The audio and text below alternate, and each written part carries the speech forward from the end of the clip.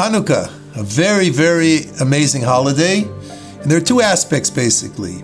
We have one, the amazing military victory that the Jews were able to achieve against the Greek Empire. And two, we have the miracle of the oil, that there was enough oil for one day, and then it ended up burning for 8 days. So we have these two miracles kind of coexisting and weaving one within the other. So I think if you would make an observation, a simple observation of the two miracles, it would seem that the military miracle was much greater. According to historical accounts, there was only 1,000 Jews left at that time that were faithful to Torah and mitzvahs. So it was 1,000 people fighting against the Greek Empire, which if you would try to figure that out today, 1,000 people taking on the US or something like that, it would be almost impossible. However, if you look at how our sages, how Chazal have us celebrating this holiday, the emphasis is certainly on the lights.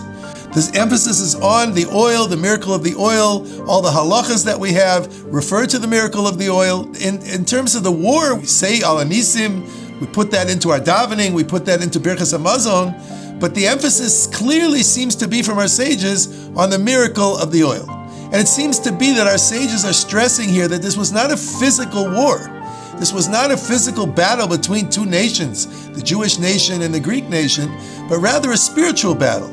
This was a battle between light and darkness. The Greeks are referred to as darkness, which is a fascinating thing, because they looked at themselves as very enlightened. They had all the great philosophers, they had Aristotle, they had Plato and Socrates, and they discovered geometry, they had tremendous insights, and yet the Torah, the Medrash Rabbah, calls them darkness. And our sages, by stressing the oil, is calling us light. So what's the distinction here? Why are we referred to as light?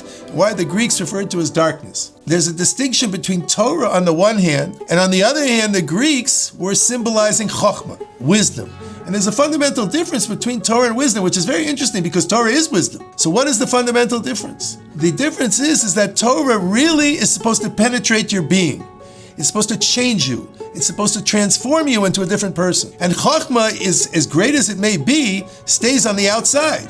It doesn't change you. It doesn't make you into a different person. And the Jewish approach to wisdom in general is that if it's not improving you, if it's not building you, if it's not transforming you, it's not worth anything. It is actually darkness. And that's a fascinating insight, a very contemporary insight and a very fascinating insight as to what the very fundamental distinction was between the Jews on the one hand and the Greeks on the other hand. I'd just like to finish with an interesting story that can illustrate the difference between Torah on the one hand, the Jewish approach, and Chokhmah on the other hand.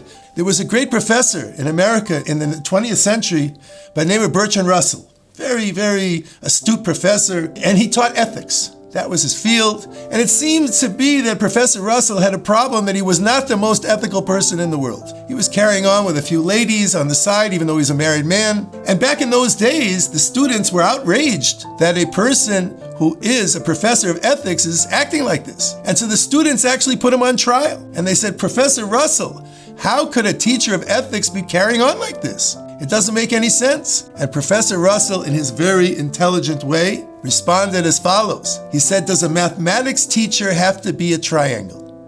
That was his answer. I'm an ethics teacher. Maybe I'm not so ethical, but I know ethics. That is Chokhmah. Chokhmah stays on the outside.